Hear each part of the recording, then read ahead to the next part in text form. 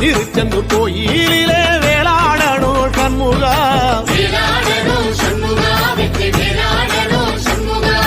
பிள்ளை ஆண்டான் பிள்ளை என வரம் கொடுக்கணும் சண்முகா,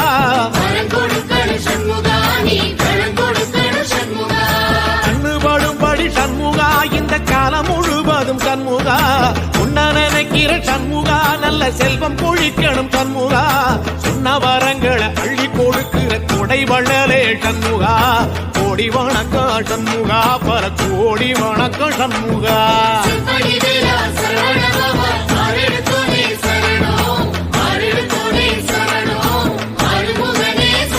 ஐயா